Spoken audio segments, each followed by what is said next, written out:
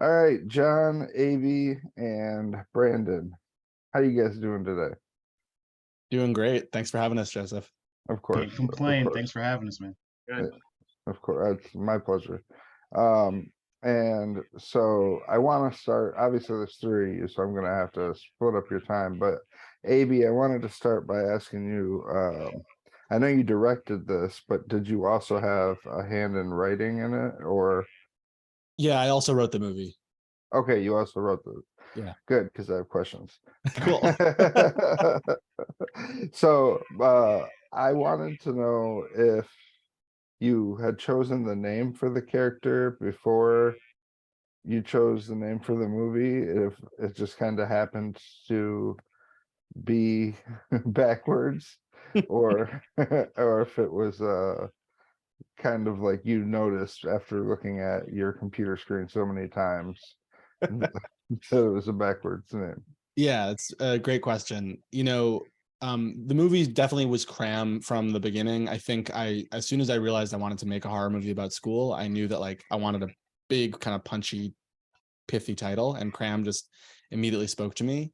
And as I was contemplating, the story, when I eventually found the ending of the story, which I won't spoil specifically, but I will say that much like school, Cram sort of ends with a dumb joke on a piece of paper. Um, I think that once I found that idea, I realized that the best way to tell that joke was to make the character's name Mark. Yeah, that was pretty fun. Thanks. I'm curious about this is also for AB. Curious if there was, um, sorry, I just had brain surgery not that Oh, long no ago. worries. I was curious if why you had chosen the runtime that you did. Totally. Yeah, it's a great question. One of the great benefits to making indie movies is that we're not beholden to the conventions of Hollywood. This idea that a movie has to be 90 minutes or that a short film has to be 10 minutes, whatever it is.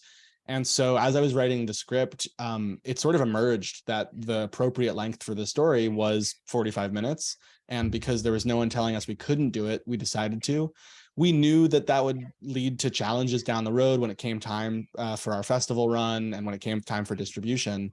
But the most amazing thing was that's, a question that we've only ever been asked by people in the industry, and audiences have never even mentioned it. And in fact, when we've shown the movie to audiences, they tend to like it. And I think, one of the great things about we're at a really interesting turning point, I think, in the state of independent cinema. Audiences are so flooded with options, and many of them are very expensive. And so platforms like Tubi, for example, where you can watch Cram, are growing in popularity because audiences know that that's where they can go to find movies that take risks, movies that actually speak to them, that are personal and made by filmmakers with, distinct voices. And I think that that feeling of discovery is so incredible because it empowers the audience to become a part of our story. And because it's so exciting to find a movie that speaks to you. And so I feel really lucky that Cram is part of what I see as almost as like the vanguard of a new wave of indie movies being released to the people that are hungry for them. And so the best thing is that if you're a broke college student, then you don't have to spend $20 to watch Cram. It'll be free and it'll only be 45 minutes. So while it emerged as just the best for the story, I think it's really turned out to be the perfect length for this movie. Yeah, I think it was good because for me it let me watch it. I was able to have time to watch it more than once so that I have good questions. Yeah. um, Last question about writing. Yeah. Before I slide it to John. As a writer, I'm curious. Like there was a lot of points or a couple of points in the film where he would click and it was like pages, words, whatever. Is that something that you kind of brought from yourself? Because I know what it's like to just click that and it's like, okay, how long has it been since I've been on page two? Oh my God, I'm still on page two. Oh my God, totally. I remember like the amount of absurd exercises I gave myself just to kind of get through a paper were pretty numerous, and some of them not appropriate for this show. But growing up, I think consistently school was often a nightmare for me. And I think Cram in general began as this attempt to like get that nightmare out of my head. And the thing that was so interesting was, as I began inviting people onto the movie, people like John and Brandon, And I also want to stress that, movies are not made alone. So many tremendous artists worked so hard to make Cram. But one thing I noticed that we all shared, whether we'd been good students or bad students, was we all shared this nightmare. And I'm sure that you've had this nightmare too, Joseph. Uh, and so, while this movie began with this kind of personal desire to exercise my own academic demons, and I do have them, it really evolved into this kind of larger attempt to interrogate why our universal experience of school is fear. This question of what are we all so afraid of? Okay, so I'm going to slide over to John. First of all, you look like Charlie Cox. Has anybody ever told you that? Charlie Cox? No, that's my first. No, but thank you. That's awesome. Yo. Yeah, they're watching Daredevil in the living room, and so I was just out there, and I came in here and saw you on the thing again. And I was like, oh wow. Yeah.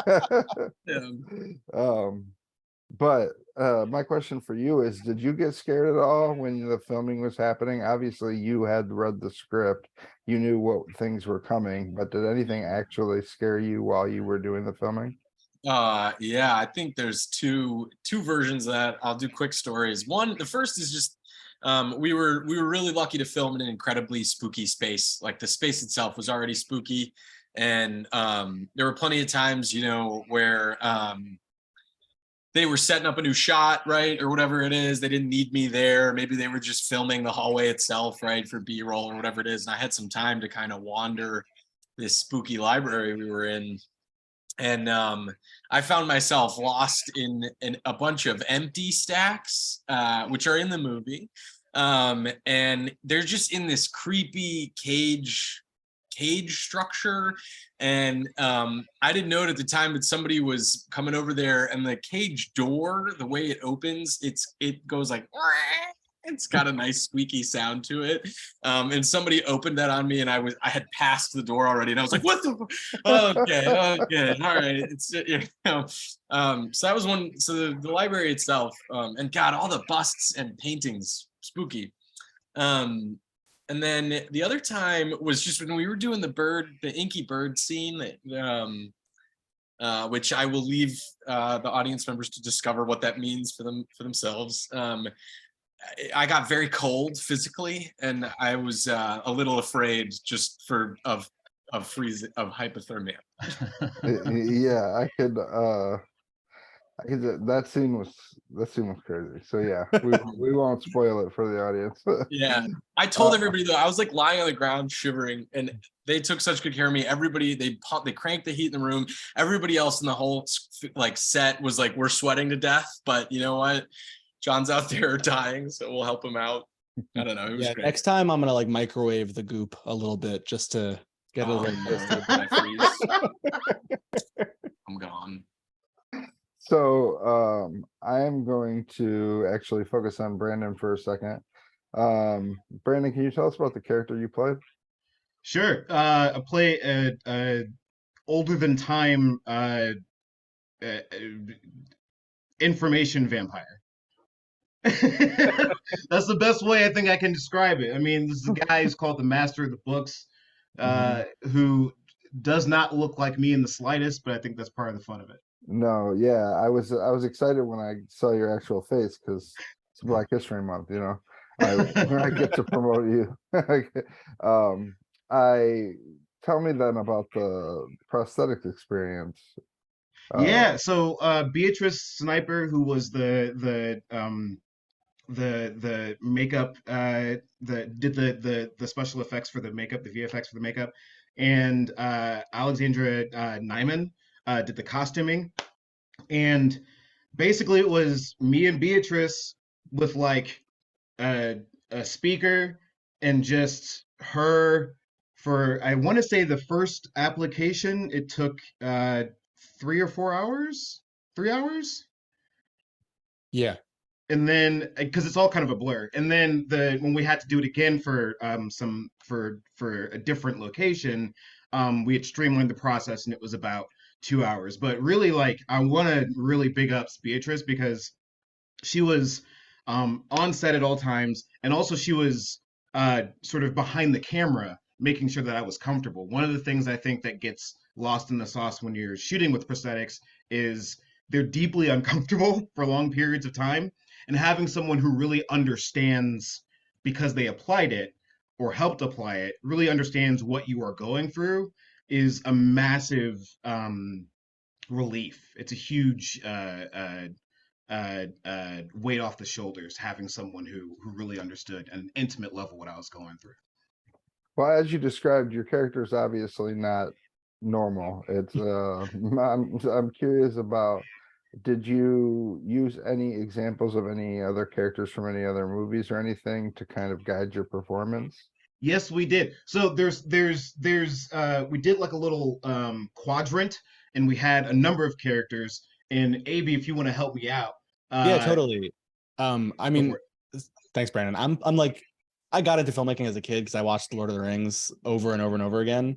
And so Brandon and I, when we were, Brandon, I just want to hype him up for a second also and just say that like I wrote this part for Brandon. I've been lucky enough to know Brandon for 10 years. He's, I think, one of, the great actors of his generation and an incredible Shakespeare actor.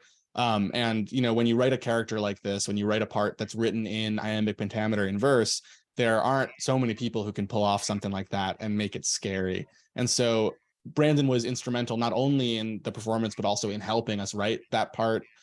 He's, studied verse very intimately, and that expertise was crucial. But as far as the actual characterization goes, I took 4 characters from Lord of the Rings and made the sort of compass that, on the, like, had basically like insane to sane and like victim to like oppressor. And I had, I think it was like Saruman, Yep. the mouth of Sauron, Yep. Worm Tongue, and Yep. Theoden when he's like under the spell or whatever, something like that. And we basically kind of would talk through the scenes and say like, here are the characters here are the characters here. And I thought that compass was really helpful for me, at least in directing Brandon, because I was really engaged with this idea that like in academia, the monster is the institution. And this vampiric figure is like a personification of that, but he's not the boss. The boss is the building, Yeah. And also something I think that I didn't realize at the time, but I've come to realize since we've been doing these interviews, is that a big inspiration for this character, especially with the way that he deals with Mark, is actually Gary Oldman in True Romance. Because yes, I know, but Gary Oldman in True Romance is this frightening, like he's playing a white dude who's got like this Jamaican accent, and he's got like a bum eye, but he is the most frightening thing on screen, but he's also deeply compelling.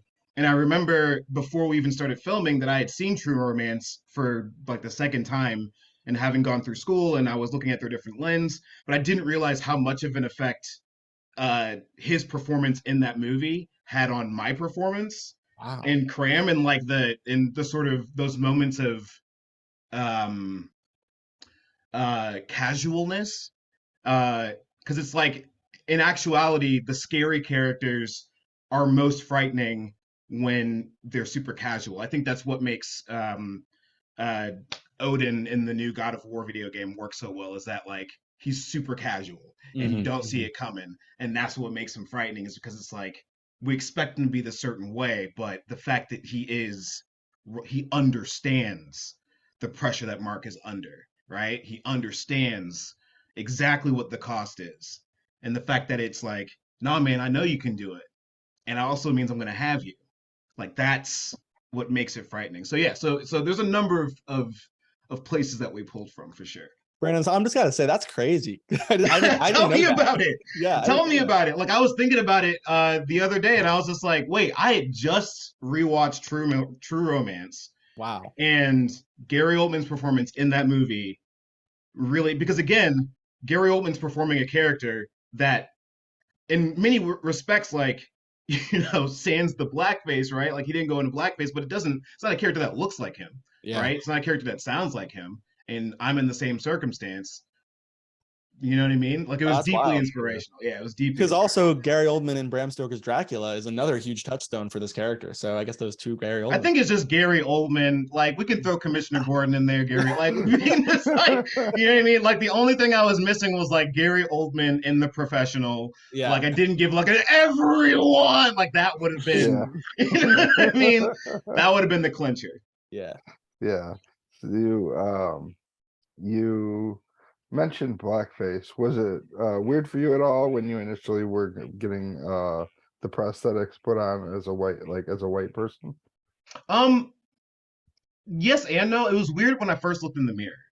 Like that first time you look when the prosthetics are done, and that was a big part of it too, was I didn't when Beatrice was first applying the makeup, I wanted to make sure that there were no mirrors. I did not want to see myself until she was completely done. So we made sure that happened.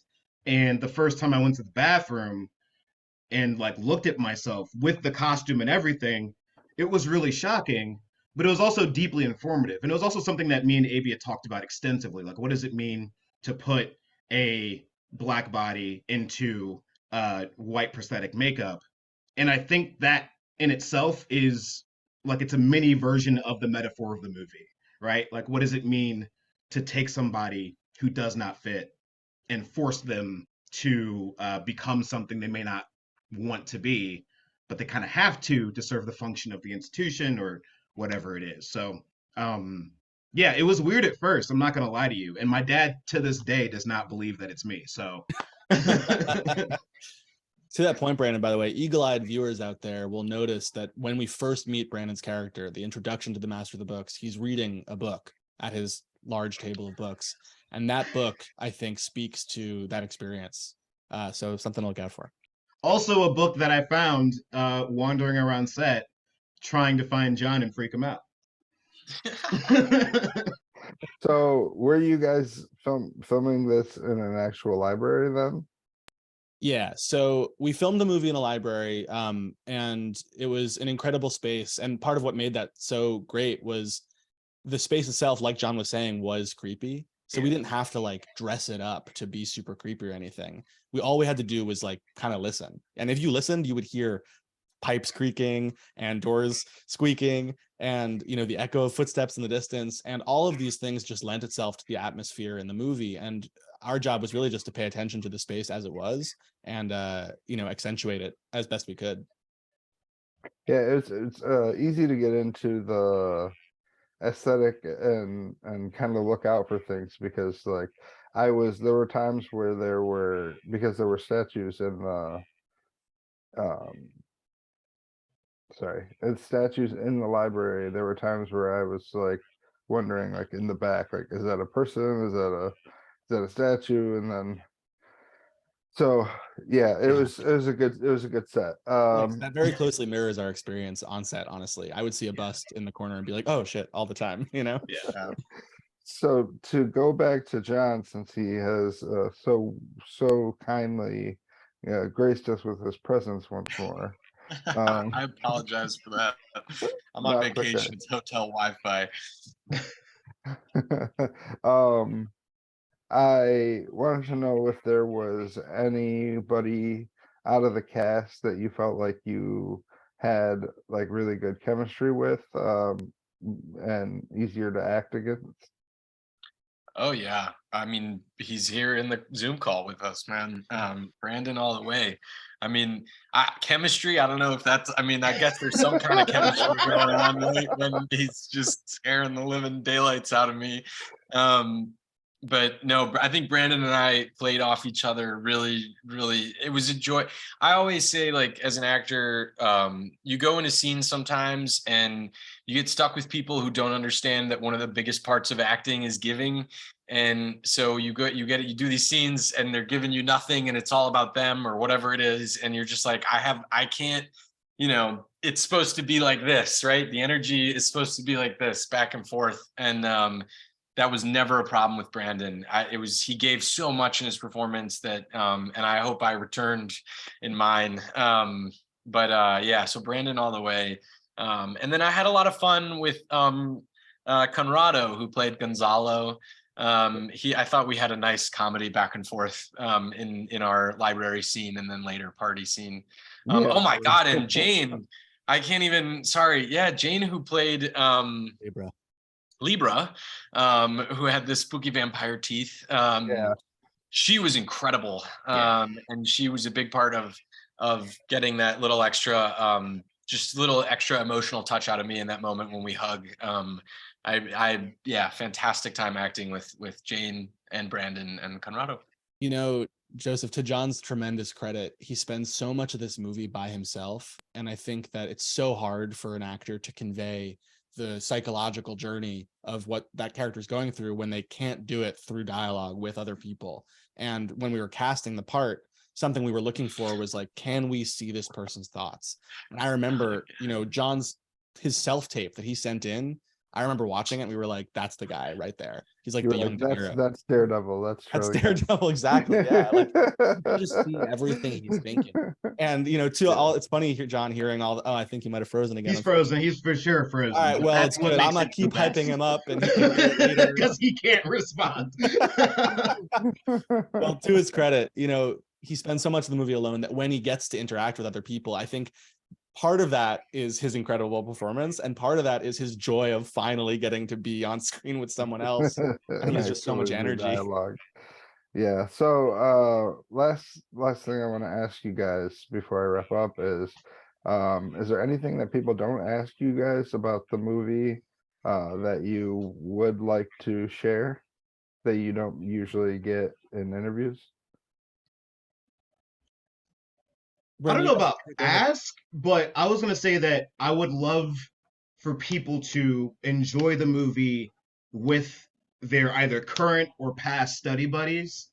Like, or if you're, because Joseph, I see Venom's first appearance and I see Spider-Man No More back there, baby. So it's like, share it with your tribe, like the people that because this movie was very much a movie that was made by a tribe. Like, we're people that, while we didn't necessarily study together, we worked together, right? We learned together, we grew together. So I'm very curious for people to hop on Letterboxd and share their experiences of watching this film with people that they have learned and grown with, and how that experience is reflected in the film and vice versa.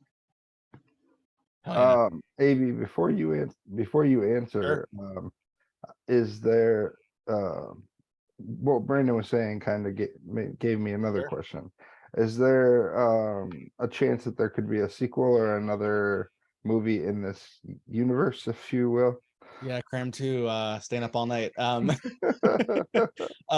You know, it's interesting. I think I'd love to, because of its length, I'm almost interested in this sort of anthology idea of the ability to make kind of more chapters in this larger story, this larger tapestry about academia, about the horrors of higher education. I have a lot of different ideas. As far as Brandon's character is concerned, you know, I have like the backstory of the master of the books in my head. This guy who kind of, you know, became the head of an institution in like the 1600s. I'm interested in that story. So I don't know if it's a prequel or a sequel or just kind of another story in the same universe, but if people are interested in more stories about why we're all so damn afraid of school, I'm interested in telling them. Yeah, that's what the reason I asked is because Brandon had said that he's looking forward to seeing what people say on Letterboxd. I was curious if you would consider taking some of those experiences and maybe adapting them into a future film. Oh my God, yeah. I mean, the coolest thing about sharing this movie and something we've felt at festivals is, you know, like I said, we made this movie to get our nightmares about school out of our heads, but in the process of making it and sharing it with audiences, we really have learned like over and over and over that we're not alone. And so, you know, if you're out there and you struggled in school or you were a good student and you were terrified of failure, then I know it's like a nightmare that we all had. And so I think if you're out there, I really just hope that you enjoy the hard work and, you know, tremendous artistry of all the people who worked so hard to bring Cram to life during the height of the pandemic. So like Brandon said, like, yeah, we're like real people. I'm on Letterboxd. You can find me, like, I'm reading your thoughts. You can read my thoughts. And like, thank you if you're out there. Thank you for checking the movie out. Thank you for sharing this dream with us for a while, you know? Yeah. I am curious if there's any other projects that either of you would like to plug. Brandon, you got something?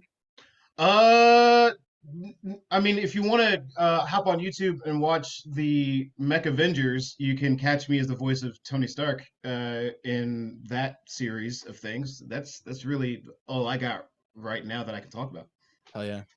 I'm writing what I hope will be my next movie. We've got a long road for that one, but it's a tragic romance crossed with a twisted corporate satire about a very raunchy fast food hot dog company and the woman who falls head over heels for it. So look out for that in the next few years. What's that called? That's called Come Again Soon. But yeah, that's gonna be fun. And by the way, just I want to circle back real quick, if you have a minute, to the question you asked about questions that don't get asked, because I think there are so many people who gave so much to this movie. Like I said, my co-producer and the cinematographer Felix Hanta has been my friend for over 15 years at this point, and we've been making movies together for that whole time. And one of the dangers of having your producer having your cinematographer as a producer is I can say, like, what I want the camera to flip over Mark's head and we don't have the budget for a crane, and Felix will be like, all right, I guess I'll go build a trebuchet. So there's just so much ingenuity. So yeah, questions about that, about the puppet. I never get asked about the puppet, and I love talking about that.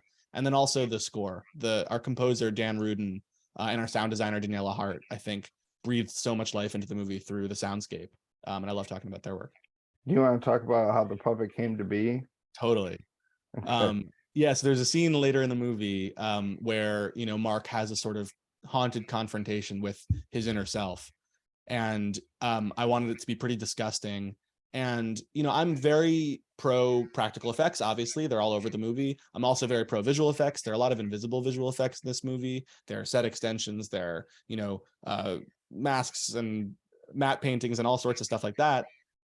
But for this puppet, I knew that John was going to be interacting with this creature, and I wanted it to be as visceral as possible. That was probably the creepiest part of the whole movie. Awesome. Thank you.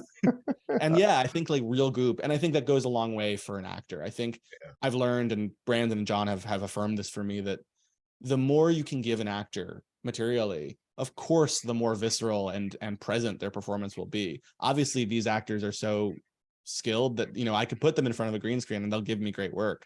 But you cover someone in goop, they're going to do a little better.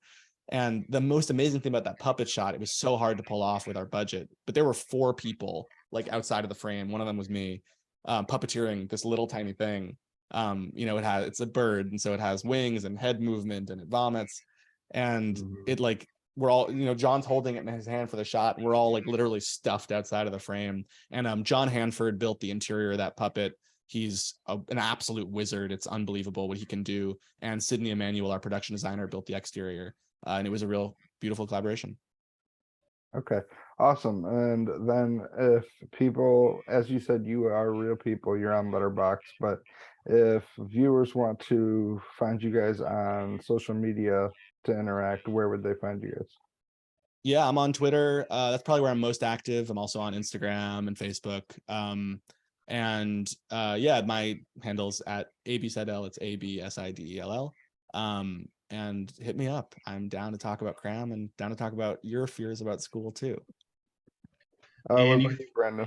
Find me on Instagram at Sir_Brandon_E. Same on Letterboxd. I'm not on Twitter because I can be irresponsible. No, you shouldn't be on. I mean, like none of us should be on Twitter. You know what I mean? Like I just feel like that's not a place for me to have Express access your to. thoughts. You know what I mean? Like I just rather just like I got a journal. Like I'm good.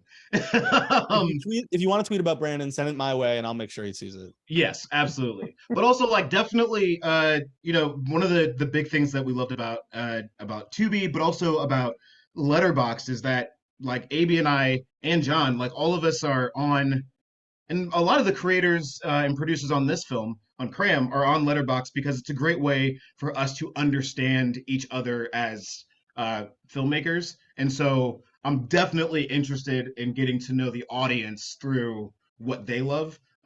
So please, please, please, by all means, like follow us on the socials, leave a review, and also the nightmares don't extend. They extend past school. Sometimes the nightmare don't end when you graduate. You know. Real Shout as out hell. to the Cram anthology series. Exactly. Let's go. I feel like with the character that Brandon plays, there's a lot of, like you said, you have his backstory, but there's a lot of different things that you could do with that anthology wise. Totally. You know, there's this whole idea in the movie that Mark is just kind of one cog in this machine, and the Master of the Books has been at that gear for a long time. for at least 400 years. Exactly. At least. 400 years.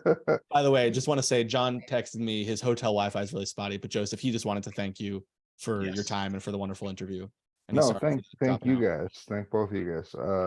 I appreciate you guys coming on. And I learned a lot, and I hope you guys have a wonderful day. Thanks, Joseph. Really appreciate your time. Thank you so much, Joseph. Appreciate it. Thank you. Take care, man. Actually, yeah. before I stop recording, this is March 17th that this comes out, correct? Yes. Yeah, I just Thank double you. checked. Cram, March 17th, Tubi, Prime Video, Google Play, you know, wherever movies are sold and rented and streamed for free. Check it out. All right. Everywhere but Redbox. If you're watching this interview, you have access to somewhere where this is on demand that you can check it out on March 17th. So make sure you guys do that. Thanks so much. No problem.